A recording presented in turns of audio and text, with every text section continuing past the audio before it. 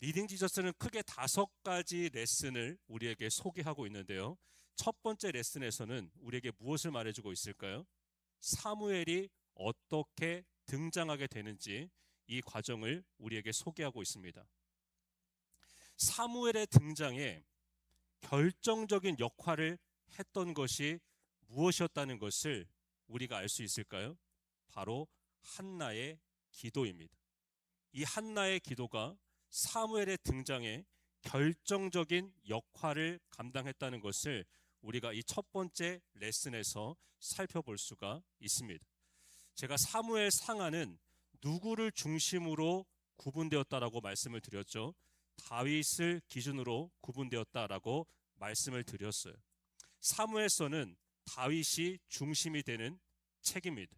어떻게 다윗이 등장하게 되었고 이 다윗이 또한 하나님 앞에서 어떻게 치정을 해 나가는가, 이것을 우리에게 보여주는 책인데, 이 다윗의 등장을 알리는 이 사무엘상의 시작에 왜 성경은 한나라고 하는 한 여인에 대하여서 기록하고 있을까요?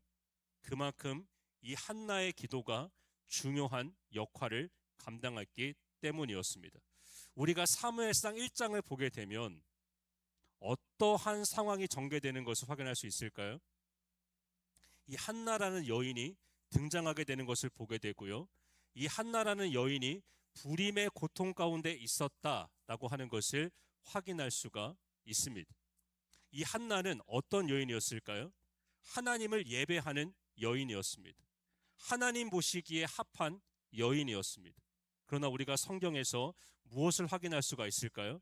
하나님 보시기에 합했던 이 여인의 삶 가운데에 하나님께서 의도적으로 불임의 고통을 허락해 주셨다라고 하는 것을 확인하게 됩니다. 우리가 사무엘상 1장 말씀을 보게 되면요, 성경은 이것을 분명하게 기록합니다. 하나님께서 이 여인을 임신하지 못하게 하셨다라고 기록하고 있는 것을 보게 돼요. 한나의 불임은 누구로 인한 것임을 밝히고 있는 것이죠. 하나님으로 인한 것임을 밝히고 있습니다. 그리고 이것을 2번이나 반복하여 기록하고 있는 것을 확인할 수가 있어요. 그렇다면 우리는 이것을 질문해 볼 수가 있겠죠. 왜 하나님께서는 하나님의 사람 이 한나에게 그 시대 불임의 고통을 허락하셨는가? 이것이 우리에게 어떠한 의미가 있는가? 우리가 이것을 질문해 볼 수가 있습니다. 결론부터 말씀을 드리면 이 한나의 스토리의 핵심은 무엇일까요? 한 여인의 불임의 고통이 아닙니다. 한나의 스토리의 핵심은요, 그 시대에 하나님의 사람을 찾아볼 수 없었던 이스라엘의 영적인 불임이었습니다.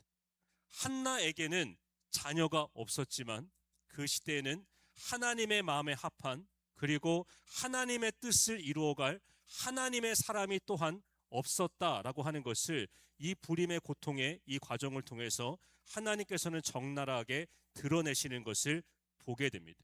한 여인의 고통을 드러내는 것이 목적이 아니라 이 여인의 불임의 고통의 이 상황을 통하여서 그 당시 이스라엘이 어떤 상황 가운데 있었는지, 그들의 영적인 불임의 상태를 드러내시고 그 당시 이스라엘이 어떤 상황 가운데 있었는가를 드러내시는 것을 보게 됩니다.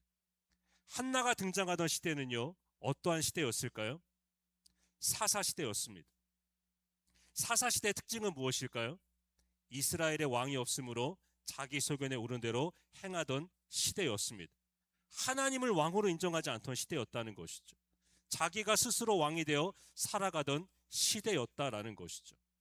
하나님의 말씀이 희귀하고 하나님의 능력과 하나님의 이상이 보이지 아니하고 하나님의 사람들을 찾아보기 힘든 의인의 태가 완전히 말라버렸던 영적 불임의 시대가 바로 한나가 등장하던 시대였다라는 것을 보게 됩니다.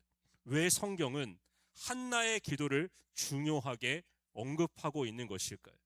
이 다윗의 등장을 알리는 이 사무엘상의 시작에 왜 이 한 여인의 이 기도의 스토리를 다루고 있는 것일까요? 우리에게 주시고자 하는 교훈이 있기 때문이죠. 어떤 교훈을 주고 계시는 것일까요? 우리도 힘들고 어려운 상황을 마주할 수 있지만 우리도 한나처럼 간절히 기도하면 하나님께서 우리의 기도에 반드시 응답해 주실 것이다 라고 하는 것을 우리에게 깨우쳐 주시는 것일까요? 물론 틀린 해석은 아니겠죠. 그러나 우리가 거기에서 말씀을 해석하는 것을 멈춘다면 중요한 것을 놓칠 수밖에 없는 것이죠. 한나의 기도는요, 하나님의 뜻을 구하는 기도였다는 것을 보게 됩니다. 이 한나가 어떠한 기도를 드리게 될까요? 사무엘상 1장 10절과 11절을 보게 되면요, 한나가 이렇게 기도하는 것을 보게 됩니다. 하나님, 저에게 아들을 주시면 이 아들을 하나님께서 원하시는 나실인으로 구별하여 드리겠습니다 라고 고백하게 되는 것을 보게 됩니다. 이것을 통해서 우리는 무엇을 깨닫게 될까요? 한나의 기도가 단순히 아들을 얻기 위한 기도가 아니었다는 것을 깨닫게 됩니다. 단지 불임의 고통을 해결하기 위한 기도였다면 무엇을 얻으면 모든 것이 끝나버리는 것이죠. 아들을 얻으면 모든 것이 끝나버리는 것이죠. 그러나 한나는 여기서 한 가지 더 나아가 무엇을 기도합니까? 하나님께서 내게 아들을 주시면 이 아들을 하나님께 구별하여 드리겠다, 이것을 서원하고 이것을 위해 기도하는 장면을 보게 됩니다. 이것은 어떤 기도였을까요? 하나님의 뜻을 구하는 기도였던 것이죠. 한나가 처음에는 자기 불임의 문제를 가지고 기도했어요. 그러나 기도하는 가운데 이 한나가 무엇을 깨닫게 되었을까요? 하나님의 마음을 깨닫게 된 거예요. 하나님의 마음을 깨닫고 나니까 자기 불임은 아무것도 아니에요. 그가 무엇을 깨닫게 되었을까요? 이 시대의 영적 불임을 바라보시면서 아파하시는 하나님의 마음을 깨닫게 된 거예요.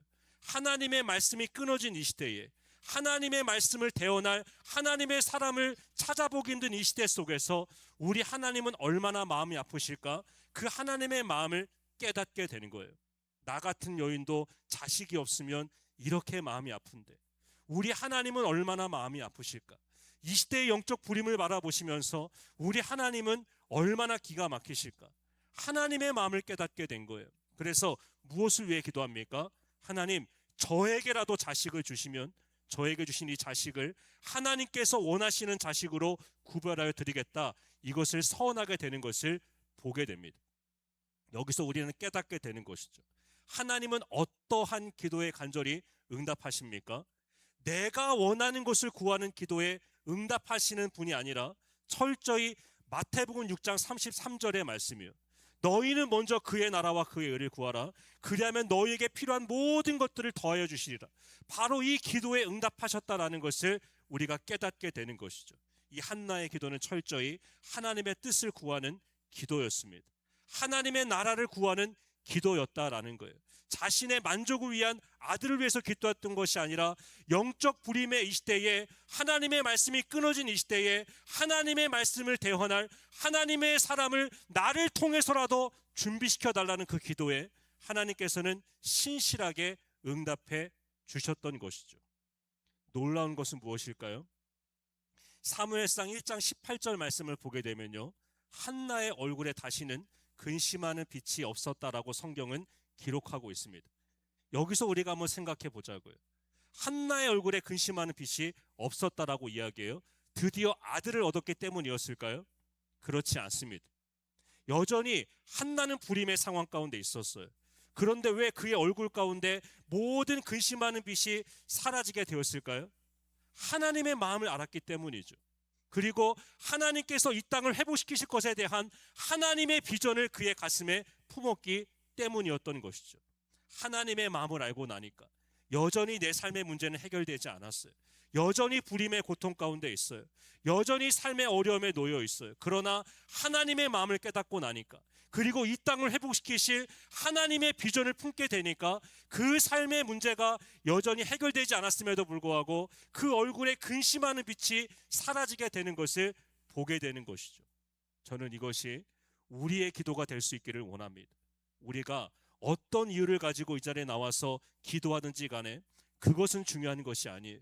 우리가 하나님의 마음을 깨닫게 되고 하나님께서 나를 외면하신 것이 아니라 여전히 나를 사랑하고 계시고 여전히 나와 함께하고 계시고 나를 통해서 일하실 것이라는 확신을 얻게 되어지면, 하나님의 부르심에 대한 그 소망을 깨닫게 되어지면 내 삶의 문제가 해결되지 않았을지라도, 여전히 내 삶의 불임의 고통과 같은 삶의 문제가 있다고 할지라도 내 얼굴에 근심하는 빛이 사라지게 하시는 그 하나님의 은혜를 경험하게 될 줄로 믿습니다. 그렇게 주신 사무엘을 통해서 어떠한 일이 벌어지게 되었을까요? 단에서 브엘세바까지 하나님의 말씀이 선포되기 시작합니다. 단과 브엘세바는요, 이스라엘의 최북단과 최남단입니다. 단에서 브엘세바까지 하나님의 말씀이 선포되었다라는 것은 무엇을 말해주는 것이겠습니까? 말씀이 끊어져 버렸던 그 시대에 그 이스라엘 전역에 하나님의 말씀이 선포되기 시작했다라는 것을 우리에게 말씀해주고 계신 것이죠. 그리고 이 사무엘을 통해서 후에 누가 왕으로 기름 부음을 받게 되었습니까? 다윗이 기름 부음을 받게 되었다라는 것이죠. 이 다윗이 어떻게 등장하게 되었는가? 사무엘상은 이것을 놓치지 않고 우리에게 말씀해주고 계신 거예요. 이 한 여인의 기도를 통해서, 아무도 주목하지 않았던 이 한 여인의 기도를 통해서 그 시대의 영적 암흑기를 끝낼 하나님의 영광을 선포할 그 하나님의 왕이 준비되었다라고 하는 것을 성경은 놓치지 않고 우리에게 말씀해주고 계신 것이죠. 우리는 이렇게 생각할 수 있습니다. 나 같은 사람의 기도가 무슨 능력이 있을까? 내가 기도한다고 무엇이 달라질 수 있을까? 우리는 이렇게 생각하기가 쉽죠. 그러나 그렇지 않다라는 거예요. 한나라는 여인, 무엇을 위해서 기도했던 여인이었죠? 자신의 문제를 가지고 기도했던 여인이었죠. 그러나 그 기도의 정점에 하나님의 마음을 깨닫게 되어지고 하나님의 나라와 하나님의 의를 위하여서 기도하는 하나님의 사람이 되었을 때에 이 한 여인의 기도를 통해서 하나님께서는 역사의 여명을 여신 놀라운 일을 시작하시고 하나님의 사람들을 준비시키는 일들을 시작하셨다라는 것을 보여주고 계신 거예요. 우리의 기도가 결코 땅에 떨어지지 않게 하신다라는 거예요. 우리의 기도가 이 시대를 바꾸는 기도가 될 수 있다라는 거예요. 우리의 기도가, 아무것도 아닌 우리의 기도가 이 시대를 하나님의 나라로 세워가는 기도가 될 수 있다라는 것을 깨우쳐주고 계신 거예요. 오늘 이 자리에 나와서 우리가 기도하는 건 결코 의미 없는 시간이 아닌 줄로 믿습니다. 우리가 기도하는 가운데 하나님의 마음을 깨닫게 되어지고 우리가 그 마음을 부여잡고 기도하기 시작할 때에 하나님께서는 새 일을 행하여 주실 것을 믿습니다. 이 시대 속에서도 하나님의 영광이 사라지고 있는 것 같은, 교회가 조롱받고 있는 이 시대 속에서 교회의 영광을 회복하고 하나님은 여전히 살아계신다, 하나님은 여전히 우리와 함께 하신다, 이것을 드러내고 나타낼 하나님의 사람들을 준비시키는 놀라운 일들을 우리의 기도를 통해서 여전히 하나님은 행하여 주시고 이루어 주실 것을 믿습니다. 그리고 첫 번째 레슨에서 우리는 무엇을 보게 되냐면 엘리의 두 아들 홈니와 비느하스, 그리고 이 사무엘이 대조되는 그 모습을 볼 수가 있고요. 이 엘리 제사장이 점점 눈이 어두워지고 역사의 뒤안길로 사라지는 모습을 보게 되며, 또한 하나님의 말씀을 듣고 순종하는 이 사무엘이 점점 더 역사의 무대 가운데 등장하게 되는 그 과정을 보게 됩니다. 하나님의 말씀을 듣지 않았던 사무엘, 영적인 분별력을 잃어버렸던 그 엘리 제사장은 점점 역사의 뒤안길로 사라져가고 하나님의 말씀에 순종하고 하나님의 구별된 삶을 살기를 원했던 이 사무엘이 점차 역사의 무대 가운데 등장하게 되는 그 과정을 우리가 첫 번째 레슨에서 살펴볼 수가 있습니다. 두 번째 레슨에서는 우리에게 무엇을 말해주고 있을까요? 언약궤를 의지했던 이스라엘 백성들의 모습을 보여주고요. 그리고 하나님은 어디에 임재하시는가, 하나님의 임재에 대한 중요한 주제를 우리에게 던져주고 있습니다. 이스라엘에 큰 위기가 찾아왔죠. 어떤 위기가 찾아왔을까요? 블레셋이 쳐들어왔습니다. 그런데 그들은 무엇을 경험하게 되었을까요? 뼈아픈 패배를 경험하게 되었습니다. 그러자 그들은 실패의 원인을 분석하기 시작합니다. 우리가 왜 블레셋에게 패배할 수밖에 없었는가? 그리고 그들이 찾은 대안, 그들이 찾은 방안은 무엇이었을까요? 실로에서 하나님의 언약궤를 자신들의 전쟁터까지 옮겨오는 일이었습니다. 그들은 어떠한 신앙의 모습을 보여주고 있는 것이죠? 눈에 보이는 언약궤를 의지하는 그 신앙의 모습을 보여줍니다. 그들이 블레셋에게 패배했던 이유는 무엇이었을까요? 하나님을 떠났기 때문이죠. 하나님을 왕으로 인정하지 않았기 때문이죠. 그러나 그들은 문제의 원인을 어디에서 찾고 있습니까? 자신들에게서 찾는 것이 아니라 언약궤가 실로에 있기 때문이다. 그래서 우리가 그 언약궤를 이 전쟁터 가운데 옮겨오기만 하면 하나님께서 우리를 위해 싸우실 것이다 라는 기대감을 가지고 그 언약궤를 옮겨왔다라는 것을 보게 됩니다. 그러나 그들은 뼈아픈 실패를 경험하게 되는 것을 보게 됩니다. 하나님의 임재를 상징하는 그 언약궤를 오히려 블레셋 사람들에게 빼앗기는 수치를 당하는 그 과정을 보게 됩니다. 여기서 우리는 이것을 생각해 볼 수 있어야 합니다. 우리의 신앙은 어떠합니까? 그들의 신앙은 어떠한 신앙이었죠? 문제가 있다면 그들이 어떻게 해야 했습니까? 하나님의 언약궤가 있는 실로로 나아가야 했습니다. 그리고 그 언약궤 앞에서 우리의 죄가 무엇인지, 하나님 앞에서 온전치 못한 우리의 모습은 무엇이 있었는지 그것을 철저히 회개해야 했습니다. 우리가 여호수아 7장을 보게 되면 어떠한 내용을 보게 될까요? 이스라엘 백성들이 아이성 전투에서 패배하게 되는 과정을 보게 됩니다. 그러나 이스라엘 백성들은요, 그 실패를 딛고 다시 아이성 전투에서 승리해가는 과정을 보게 됩니다. 무엇이 있었기 때문이었던 것이죠? 회개가 있었기 때문이었습니다. 여호수아는 언약궤를 가지고 그 문제를 해결하려고 하지 않습니다. 여호수아는 어떻게 그 문제를 회개합니까?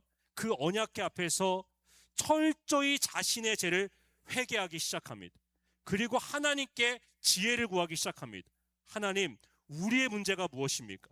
우리가 어떻게 해야 하나님의 마음을 돌이키시겠습니까? 하나님, 우리가 회개해야 될 것은 무엇입니까? 그리고 아간의 범죄를 해결하게 되었을 때에 아이성 전투에서 패배했던 그 백성들이 그 전쟁을 승리해 나가는 그 과정을 보게 됩니다. 그런데 블레셋 전투에서 이스라엘 백성들이 패배했던 이유는 무엇이었죠? 하나님을 의지하지 아니하고 그들의 마음을 돌이키려고 하지 아니하고 그저 언약궤를 옮겨오기만 하면 내 삶의 문제가 해결될 것이라고 판단했기 때문이었던 것이죠. 우리의 신앙은 어떠합니까? 우리가 하나님께서 원하시는 자리로 가려고 하기보다는 하나님의 언약궤가 있는 실로, 그리고 하나님의 뜻이 있는 부르심의 자리, 우리가 그 자리로 나아가려고 하기보다는 하나님을 우리의 삶의 자리로 끌어오려고 하지 않습니까? 내 삶의 현장에 끌어와서 하나님을 내가 원하는 곳에 끌어와서 하나님, 내가 원하는 것을 이루어 주십시오. 내가 원하는 승리를 주십시오. 이 문제를 해결해 주십시오. 내가 하나님께서 원하시는 자리로 나가는 것이 아니라 하나님을 내가 원하는 자리로 끌고 와서 이 삶의 문제를 해결해 달라고 기도하고 간구했던 그 신앙의 모습이 우리의 모습은 아니었습니까? 이것이 바로 언약궤 신앙의 모습인 것이죠. 그리고 이스라엘 백성들의 신앙의 실패 원인은 무엇이었습니까? 그들에게 하나님은 목적이 아니었다는 것이죠. 이스라엘 백성들에게 하나님은 어떠한 대상이었을까요? 그저 수단에 불과했습니다. 내 삶의 문제를 해결하는 수단이요, 내 목적을 이루기 위한 수단이요, 결국 그 삶의 현장 가운데 뼈아픈 실패가 이어지게 되는 과정을 보게 됩니다. 하나님은 우리에게 무엇을 원하시는 것이죠? 하나님이 내 삶의 목적 되기를 원하시는 것이죠. 하나님이 내 삶의 수단이 아니라, 내 목적을 이루기 위한 수단이 아니라 하나님께서 내 인생의 주인이 되시며 정말 내 삶의 목적이 되기를 너무나도 원하시는 것이죠. 언약궤의 실패를 통하여서 하나님은 이것을 우리에게 깨우쳐주고 계신 거예요. 하나님께서는 우리의 인생의 수단이 아니라 목적이 되어야 한다, 이것을 우리에게 깨우쳐주고 계신 것이죠. 우리가 교회에 나오기만 하면 우리의 삶의 모든 문제가 해결되는 것입니까? 우리가 십자가 목걸이를 차고 다니면 우리의 삶의 모든 문제가 해결되는 것입니까? 그렇지 않아요. 정말 중요한 것은 무엇일까요? 우리가 하나님께 돌이키는 것이죠. 하나님께서 내 삶의 주인이 되시는 것이죠. 이 사무엘서의 중요한 주제가 무엇인지 아십니까? 이스라엘의 왕은 누구인가? 이스라엘의 왕은 누구인가? 아주 중요하고 묵직한 이 질문을 던져주고 있는 것이죠. 여전히 내가 내 삶의 주인이에요. 여전히 내가 내 삶의 왕이에요. 이 문제가 해결되지 않는다면 언약궤를 가지고 있다고 할지라도, 우리가 아무리 교회에 나와서 뜨겁게 하나님을 예배하고 하나님께서 원하시는 삶을 살아간다고 할지라도 이 언약궤의 실패를 반복할 수밖에 없다라고 하는 것을 이 두 번째 레슨은 우리에게 깨우쳐주고 있는 것이죠. 세 번째 레슨에서는 우리에게 무엇을 말해주고 있을까요? 에벤에셀의 하나님에 대하여 말씀해주고 있습니다. 뼈아픈 실패를 경험했던 이스라엘 백성들, 이제 드디어 그들이 돌이켜 회개하기 시작하고 하나님의 말씀 앞에 서게 되는 과정을 보게 됩니다. 사무엘상 7장 말씀을 보게 되면요, 이스라엘 백성들이 미스바에 모이게 됩니다. 미스바에 모여서 그들이 행하였던 것은 무엇이었을까요? 철저히 자신들의 우상을 내려놓습니다. 철저히 말씀 앞에서 하나님께서 내 삶의 주인 되어 주시기를, 하나님께서 우리의 목적 되어 주시기를 간절히 간구하는 내용을 보게 됩니다. 그 결과 어떤 일이 벌어지게 되었을까요? 하나님께서 그 블레셋과의 전투에서 놀라운 승리를 거두게 하시는 그 과정을 보게 됩니다. 이스라엘 백성들이 승리 이후에 어떠한 행동을 하게 되었을까요? 한 돌을 취하여 그 돌의 이름을 에벤에셀이라고 짓게 됩니다. 에벤에셀, 어떤 뜻을 가지고 있을까요? 하나님께서 여기까지 우리와 함께 하셨다라는 뜻이죠. 여기까지 우리를 도우셨다라는 뜻이죠. 또한 이것은 우리에게 무엇을 말해주고 있는 것일까요? 여기까지 인도하신 하나님께서 앞으로도 우리와 함께 하실 것을 기대하는 신앙의 고백이었다는 것을 보게 되는 것이죠. 그들이 하나님을 의지하지 않을 때는 그들은 이가봇의 현실을 경험할 수밖에 없었습니다. 이가봇, 하나님의 영광이 떠났다는 뜻이죠. 그들이 하나님을 의지하지 않았을 때는 이가봇의 뼈아픈 현장을 경험할 수밖에 없었어요. 그러나 그들이 자신들의 우상을 내려놓고 이제는 더 이상 자신들이 왕으로서 살아가는 것이 아니라 오직 하나님이 나의 왕이심을 인정하며 하나님을 목적 삼기 시작했을 때에 그들은 에벤에셀의 하나님을 경험하게 되었다는 것을 보게 됩니다. 저는 이것이 우리의 신앙의 여정이 될 수 있기를 원해요. 이가봇에서 에벤에셀로, 에벤에셀에서 이가봇으로 추락하는 신앙이 아니라 이가봇에서 에벤에셀로, 그래서 하나님의 승리를 경험하며 여기까지 인도하신 하나님, 앞으로도 함께 하실 그 하나님을 소망하게 되어지는 그 신앙의 여정을 걸어가는 우리 모두가 될 수 있기를 원합니다. 네 번째 레슨에서는 우리가 무엇을 보게 될까요? 왕을 요구하는 이스라엘의 백성들의 모습을 보게 됩니다. 우리에게도 왕을 주소서, 우리에게도 왕을 주소서, 이것을 요구하는 그 백성들의 모습을 보게 됩니다. 또한 여기서 우리는 인간의 연약함을 마주하게 되는 것이죠. 하나님의 은혜, 에벤에셀의 은혜로 승리한 그 백성들이 끝까지 하나님을 의지하는 것이 아니라 결국 눈에 보이는 왕을 의지하게 되어지는 그 과정을 보게 됩니다. 에벤에셀이 이렇게 적용된 것이죠. 여기까지 하나님께서 나를 인도하셨으니 앞으로도 나와 함께 해주십시오. 이것이 아니라 여기까지는 하나님이 인도해 주셨지만 앞으로는 내가 원하는 삶을 살겠습니다. 그렇게 변질된 그 백성들의 모습을 또한 보게 됩니다. 그들이 왕을 원했던 이유는 무엇이었을까요? 하나님을 의지하기 위함이 아니었습니다. 그들이 왕을 원했던 이유는 무엇이었죠? 다른 나라들처럼 자신들도 왕을 갖기를 원했던 것이죠. 세속적인 이유였던 것이죠. 또한 어떤 이유로 왕을 요구하게 되었을까요? 이제는 더 이상 문제가 있을 때마다 하나님께 구하기보다는 인간적인 왕정 시스템을 통하여서 이 문제를 자체적으로 해결하기를 원했던 것이죠.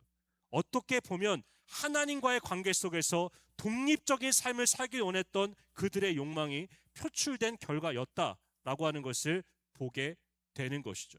그리고 더 이상 눈에 보이지 않는 하나님을 의지하기보다는 눈에 보이는 가시적인 왕을 의지하기를 원했던 그들의 의존도의 변화 가운데에 바로 이러한 일들이 일어나게 되었다라는 것을 보게 됩니다. 그러나 우리가 왕정의 역사를 통하여서 무엇을 깨닫게 되냐면 인간 왕 중에 온전했던 왕이 없었다라는 것을 깨닫게 됩니다. 심지어 하나님의 마음에 합하였던 다윗조차도 범죄하고 넘어지고 또한 하나님 앞에서 회개의 과정을 통과하게 되어지는 그 뼈아픈 실패의 역사를 또한 우리가 사무엘 하를 살펴볼 때에 함께 찾아보게 될 거예요.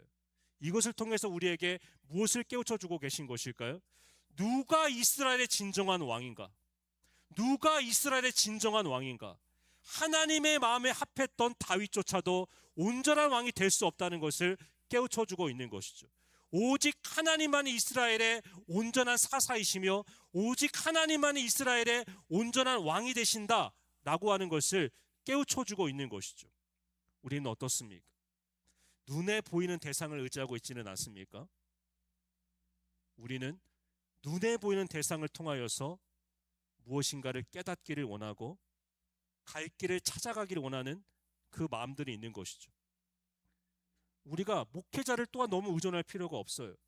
눈에 보이는 어떤 영적인 사람들을 너무 의존할 필요가 없어요. 다 흠이 있고 다 하나님 앞에서 온전치 못한 모습들이 있는 것이죠.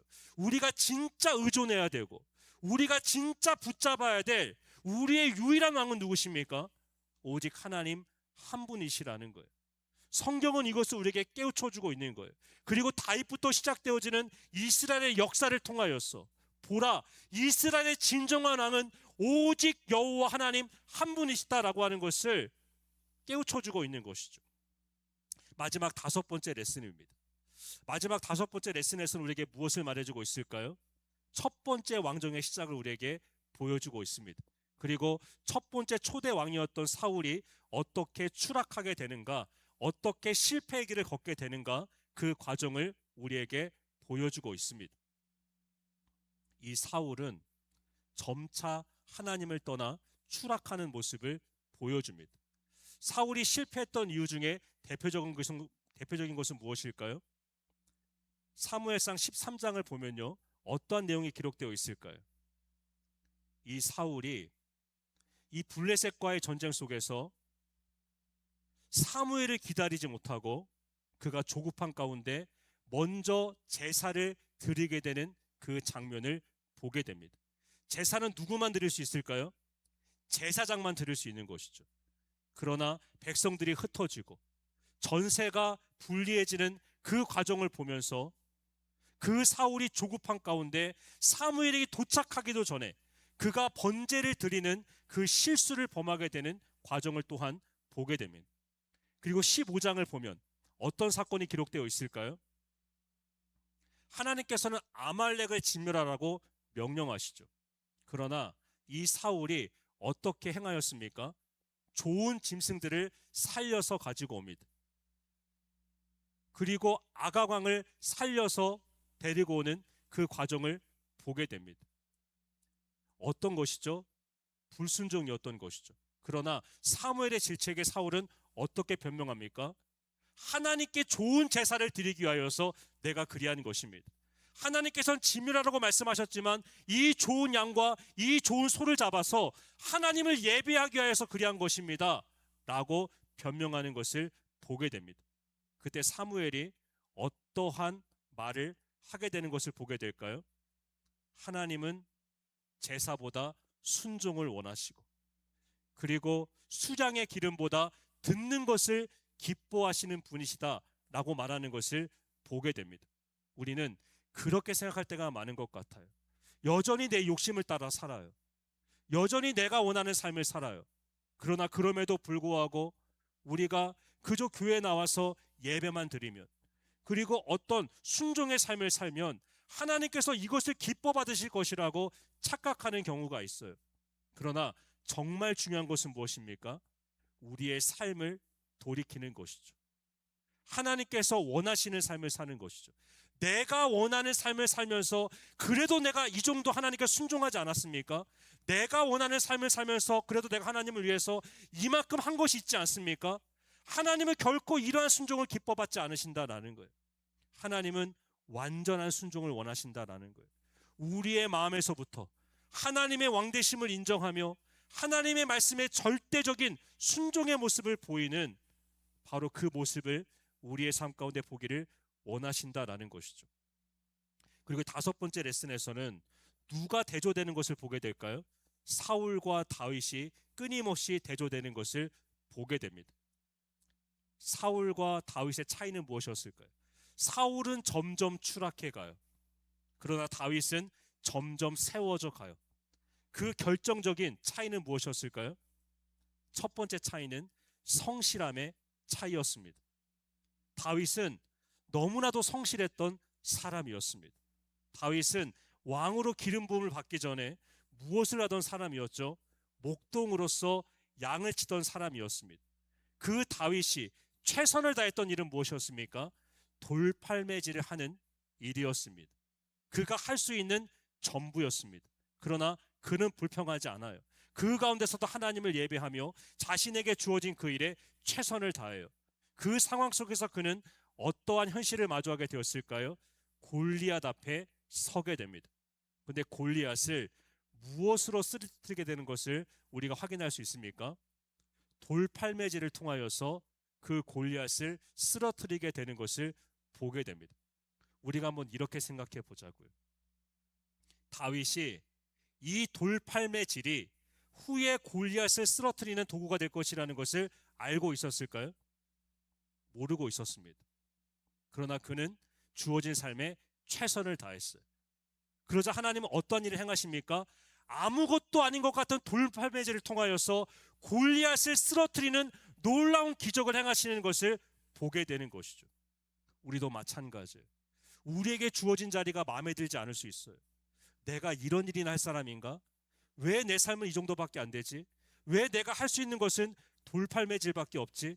그러나 우리가 그 상황 속에서도 성실히 살아갈 때에, 우리가 최선을 다해 하나님의 부르심 앞에 순종하며 나아갈 때에 별것 아닌 것 같은 그 삶을 통하여서도 하나님은 이 땅에 우리의 대적들을 무너뜨리시는 놀라운 일들을 이루실 수 있다라는 것이죠.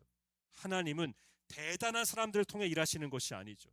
하나님은 엄청난 능력을 가진 사람들, 엄청난 무기를 가진 사람들을 통해서 일하시는 것이 아니죠. 하나님은 어떤 사람들을 통해서 일하시는 것이죠? 하나님의 부르심에 순종하며 자신에게 주어진 것이 보잘것없을지라도 여전히 하나님을 예배하며 성실히 최선을 다하는 그 사람을 통하여서 하나님은 오늘도 일하고 계신 것이죠.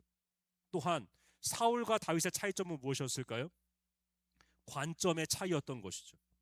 사울을 포함하여서 모든 이스라엘 백성들은 골리앗을 엄청난 존재로 바라봅니다. 그 골리앗 앞에서 모두 두려워 떱니다. 그러나 다윗은 그 골리앗을 어떻게 바라봤을까요? 골리앗의 쥐를 대문자로 보지 아니하고 소문자로 바라봤다는 것을 알 수가 있습니다. 그리고 무엇을 대문자로 바라봤을까요? 하나님, 갓의 쥐를 대문자로 바라보았다는 것을 알 수가 있습니다. 모두가 골리앗을 크게 바라봐요. 그러나 그 상황 속에서 다윗은 누구를 크게 바라봅니까? 골리앗 너머에 계시는 하나님을 크게 바라봐요. 골리앗을 작게 바라봐요. 그 관점의 차이가 다윗을 승승장구하게 만들었다라고 하는 것을 우리가 확인할 수 있는 것이죠. 그리고 성경은 계속해서 이것을 기록하여 말해줍니다. 하나님께서 다윗으로 하여금 이기게 하셨다라는 것을 계속 반복하여 말씀해주고 있는 것을 보게 되는 것이죠. 또 사울과 다윗의 결정적인 차이점은 무엇이었을까요? 연단의 차이였던 것이죠. 사울은 연단의 과정을 거치지 않고 왕이 되었던 사람이었습니다. 그러나 다윗은 어떻습니까? 사무엘에게 기름 부음을 받고도 10년이 넘는 세월 동안 모진 핍박과 고난을 통하여서 연단의 과정을 거치게 되는 과정을 보게 됩니다. 이 다섯 번째 레슨에서는 다윗의 연단의 과정을 보게 돼요. 그러나 그 가운데 다윗은 무엇을 경험하게 됩니까? 하나님을 의지하는 법을 배우게 됩니다. 그리고 이 과정 속에서 수많은 다윗의 시편이 기록되었다는 것을 보게 됩니다. 하나님을 예배하는 법을 배우고 하나님을 의지하는 법을 배우고 그런 연단의 과정을 통하여서 그가 왕으로 기름 부음을 받았기 때문에 사울과 다른 길을 갈 수 있었다라고 하는 것을 보게 되는 것이죠. 하나님은 때로 우리를 기다리게 하실 때가 있어요. 때로 우리를 연단의 과정 가운데 우리를 놓아두실 때가 있어요. 그러나 우리는 무엇을 바라보아야 합니까? 이 과정을 통하여서 하나님의 행하실 일들을 바라보아야 하는 것이죠. 우리가 어떤 연단의 과정, 어떤 고난을 만날 때 우리는 무엇을 위해서 기도할 수 있어야 합니까? 하나님 이 과정을 통해서 내가 하나님이 원하시는 사람으로 준비되어지기를 원합니다. 다윗이 그 고난과 연단의 과정을 통하여 하나님의 사람으로 준비되어져 갔던 것처럼 하나님 이 고통스러운 이 시간을 통하여서도 내가 하나님의 사람으로 준비되어져 가기를 원합니다. 나에게 축복을 주시기 전에 내가 축복을 담을 만한 그릇으로 준비되어져 가기를 원합니다. 이것이 우리의 기도가 되어야 하는 것이죠. 사울과 다윗의 결정적인 차이점은 여기에 있었던 것이죠. 사울은 하나님을 의지하지 않아요. 연단의 과정을 통과한 적이 없기 때문에 하나님을 의지하는 법을 알지 못해요. 고난이 올 때마다 무너져요. 어려움이 올 때마다 실패해요. 그리고 힘든 상황이 올 때마다 하나님을 의지하지 아니하고 눈에 보이는 대상을 의지해요. 이것이 사울의 길입니다. 그러나 다윗의 길은 어떠했습니까? 어려움이 올 때마다 하나님을 의지해요. 이 고통스러운 과정 속에서뿐만이 아니라 왕이 된 이후에도 마찬가지였습니다. 왕이 된 이후에도 이 다윗은 어려움이 찾아올 때마다 하나님께 기도해요. 때로는 유혹에 넘어가 그 밧세바를 범하기도 했지만 그 과정 가운데서도 하나님께 기도하고 눈물로 회개하는 그 다윗의 모습을 보게 돼요.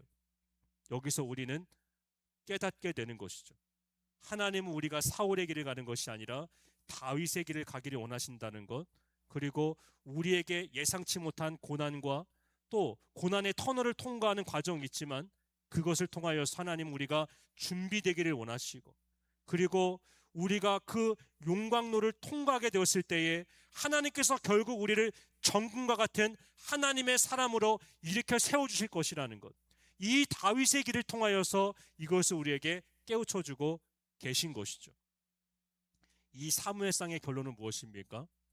이스라엘의 진정한 왕은 누구인가? 우리가 오직 하나님을 내 삶의 왕으로 인정하고 하나님을 내 삶의 목적을 이루게 하는 수단이 아니라 하나님을 내 삶의 목적으로 여기고, 그렇게 하나님의 왕되심을 인정하는 그 삶의 현장 속에서 하나님의 통치가 내 삶 가운데 어떻게 임하게 되는가, 하나님의 나라가 내 삶 가운데 어떻게 이루어지게 되는가, 그것을 경험하는 다윗의 길을 걸어가는 저와 여러분이 될 수 있기를 주님의 이름으로 축원드립니다. 이 시간 주신 내용들을 기억하면서 우리 함께 기도하기를 원합니다. 이 시간 먼저 기도할 때 우리가 이것을 위해서 한번 기도했으면 좋겠습니다. 하나님, 기도하는 가운데 우리가 하나님의 마음을 깨닫기를 원합니다. 하나님, 우리의 기도를 점검해 보면 나를 위해서 기도했던 순간은 참 많은 것 같습니다. 내 삶의 문제를 위하여서, 내 삶의 어려움을 위하여서, 내가 극복하고 해결해야 될 그 상황을 위하여서는 참 많이 기도했던 것 같습니다. 그러나 하나님을 위해서는 기도하지 못했던 것 같습니다. 나의 부림을 위해서는 그렇게 눈물로 기도하면서도 이 시대의 영적 부림을 바라보시며 아파하시는 하나님의 마음을 위해서는 기도해 본 적이 없는 것 같습니다. 이 시간 기도할 때 우리가 이것을 위해서 기도하면 어떨까요? 하나님, 기도하는 가운데 우리가 주님의 마음을 깨닫기를 원합니다. 기도하는 가운데 하나님과 나의 마음이 연결되어지고 그 하나님의 가슴에 뚫어지는 접촉을 경험하는, 그래서 내가 하나님의 마음을 알고 하나님이 내 마음을 아는 하나님 그 은혜 속에서 나의 기도가 그의 나라와 그의 의를 구하는 기도로 바뀌게 되는 것을 경험하기를 원한다고 기도했으면 좋겠어요. 처음에는 내 문제를 가지고 기도했을지라도 성령의 인도하심을 따라 기도하는 가운데에 성령의 말하게 하심을 따라 하나님께서 원하시는 것을 구하게 되어지는 그 기도 가운데 나의 모든 근심하는 빛이 사라지게 되어지는 그 은혜를 경험하기를 원한다고 이 시간 기도할 수 있기를 원합니다.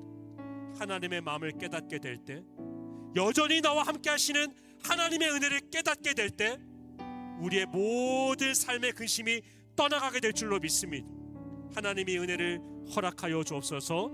이 시간 주여 함께 부르짖고 하심하여 기도하겠습니다. 주여. 아버지, 우리가 주님의 마음을 알기를 원합니다. 우리가 주님의 심정을 깨닫기를 원합니다. 하나님, 이 시대를 바라보시면서 우리 하나님 얼마나 마음이 아프십니까? 이 시대의 영적 부림을 바라보시면서 우리 하나님 얼마나 기가 막히십니까? 하나님의 사람들을 찾아보기 힘든 이 시대 속에서 교회가 조롱을 받고 높임받고 영광받기 합당한 하나님의 이름이 땅바닥에 처박히고 있는 이 시대의 현실을 바라보면서도 통곡하며 기도하지 못했던 그 모습이 우리의 모습은 아니었습니까? 나의 작은 아픔에는 그렇게 가슴을 치면서 기도할 줄 알면서도 이 시대에 하나님의 영광이 떠나가는 이가봇의 현실을 바라보면서도 가슴을 치며 기도하지 못했던, 그저 내 삶이 편안하고 그저 내 삶이 만족스럽고 내 삶에 어려움이 없으면 하나님을 위해 기도하지 못했던 그 삶의 모습이 혹 우리의 모습은 아니었습니까? 하나님의 마음을 깨닫기를 원합니다. 하나님의 마음을 깨닫기를 원합니다. 이제는 내가 원하는 것이 아니라 그의 나라와 그의 의를 구하며 가깝게는 하나님 우리 가정 가운데 하나님의 나라가 임하기를 사모하며, 또한 내가 속한 모든 것에 이가봇의 현실이 아니라 에베렛에 하나님께서 여기까지 우리와 함께 하셨다, 이것을 경험하는 삶의 현장 하나님의 나라로 바뀌기를 원하는 그 기도를 회복할 수 있기를 원합니다. 아버지, 우리의 삶의 현장이 더 이상 이가봇의 현장이 되지 않기를 원합니다. 하나님이 임재하시지 않는, 하나님의 영광이 떠나버린 이가봇의 현장이 되지 않기를 원하고, 하나님이 우리와 함께 하신다, 여기까지 인도하셨고 앞으로도 함께 하실 것이다, 에베레셀의 그 하나님을 경험하는 그 은혜가 하나님의 심정을 통하여 기도하는 그 가운데 회복되는 은혜가 될 줄 믿사오니, 하나님 우리가 이 기도를 회복할 수 있게 하여 주시옵소서. 이 시간 우리 다시 한번 기도할 때 하나님, 우리가 사울의 길이 아니라 다윗의 길을 가기를 원한다고 기도할 수 있기를 원합니다. 다윗은 자신의 삶의 자리에 불평하지 않습니다. 아버지와 가족들에게 환영받지 못하고 홀로 들판에 나가 양을 치는 그 현장 속에서도 그는 하나님을 예배했던 예배자였습니다. 그리고 주어진 삶의 자리에서 돌팔매질을 통하여서 양들을 지키기에 최선을 다했던 하나님의 사람이었습니다. 그런 성실함이 하나님의 은혜 가운데에 그의 돌팔매질이 골리앗을 쓰러뜨리는 강력한 무기가 되는 것을 보게 됩니다. 하나님, 우리가 원하는 것 우리의 손에 없을지라도, 우리의 손에 들려있는 것이 조약돌 하나일지라도 이것을 붙잡으시는 분이 하나님이시라면 이것이 우리의 대적을 쓰러뜨리는 결정구가 될 줄로 믿습니다.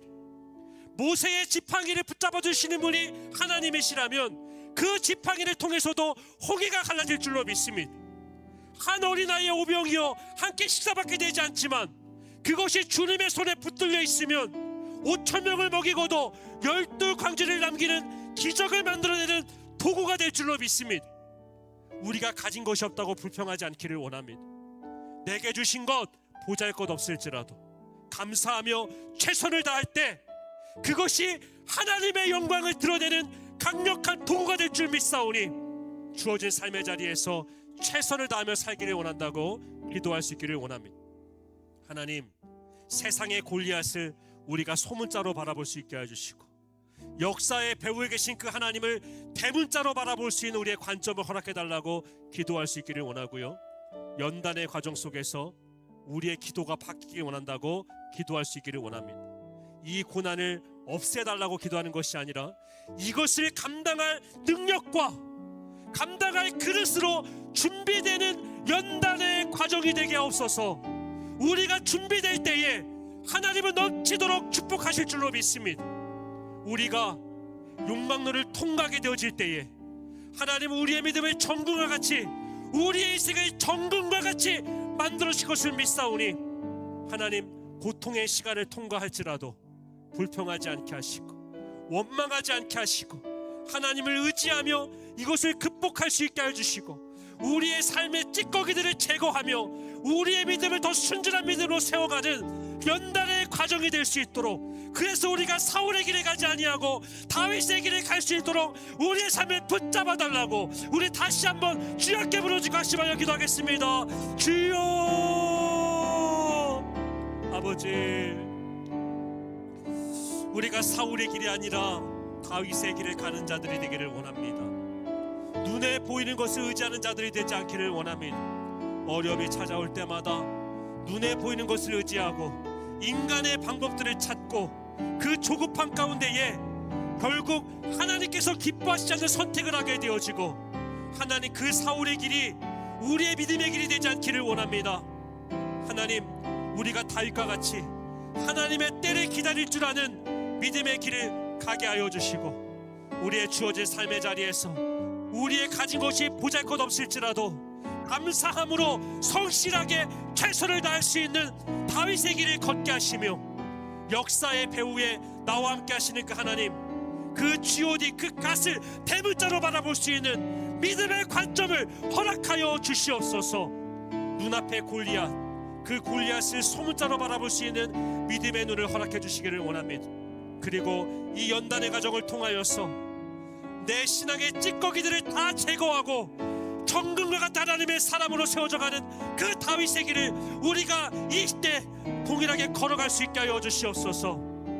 하나님, 우리의 삶의 모든 것 합력하여 선을 이루시는 하나님이심을 믿습니다.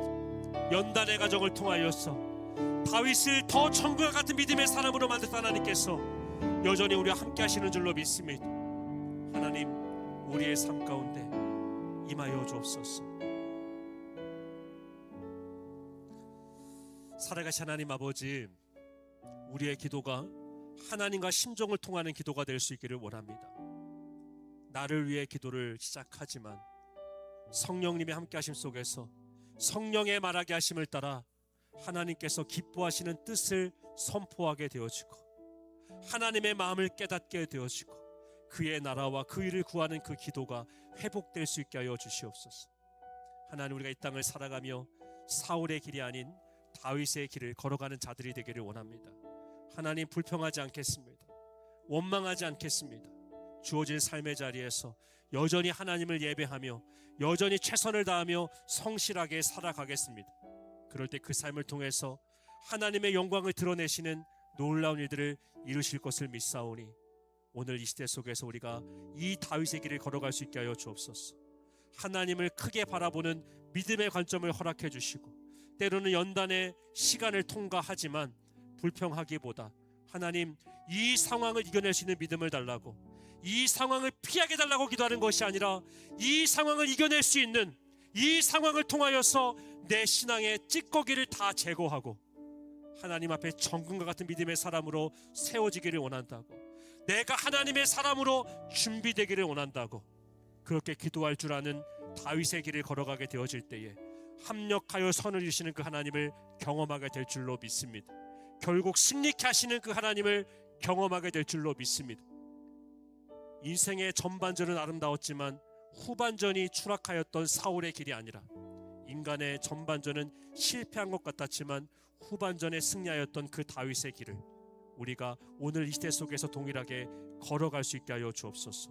오직 하나님만이 우리의 왕이십니다. 하나님을 수단으로 삼지 않게 하여 주시고 하나님께서 내 인생의 목적이심을 고백하며 하나님의 임재 가운데 하나님의 통치를 경험하며 하나님의 나라를 경험하며 살아가는 우리의 삶이 될 수 있도록 은혜 가운데 함께하여 주옵소서. 함께하실 주님을 기대하고 소망하며 우리 주 예수 그리스도의 이름으로 기도드립니다. 아멘. 이 시간 마지막으로 우리 함께 기도하기를